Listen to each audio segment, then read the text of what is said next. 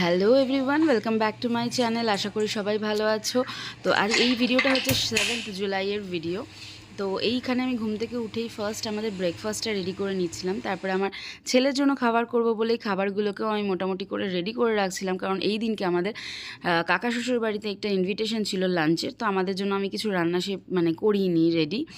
এরপরে তো আমি একটা ঘর গোছাতে গিয়েছিলাম আমার পেছন দিকের মানে ফ্ল্যাটের পেছন দিকের রুমটা। এই রুমটাতেই আমার বাচ্চাটা খেলে, আর যাদের বাড়িতে বাচ্চা আছে সবাই জানো মোটামুটি যে এইরকম ছড়ানো ছিটানো মোটামুটি ঘরে থাকে, আর মাদেরকেই কম বেশি কাজগুলো করতেই হয়। তো এই কাজগুলো কমপ্লিট করে আমি 1 কাপ চা বসিয়ে নেবো। 1 কাপ চাটা কিন্তু ফ্রেশ মুডের জন্য ভীষণ প্রয়োজন।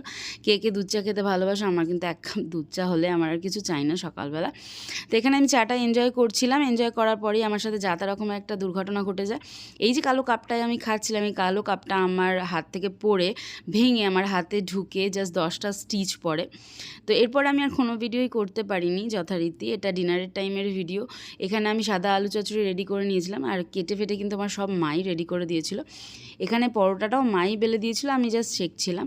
আর সাদা আলু চচ্চড়ি আর পরোটা কার কার ফেভারিট? আমাদের কিন্তু প্রচণ্ড প্রচণ্ড প্রচণ্ড ফেভারিট। তো আমরা এই রাতে ডিনার করেই সবাই মোটামুটি শোবো বলে রেডি হচ্ছিলাম। আর আশা করি আমার মতো ভুল কেউ করবে না। সবাই ভালো থেকো। আর এখানে এই ভিডিওটা এন্ড করছি, পরের আবার ভিডিওতে দেখা হবে। Tata, take care, by.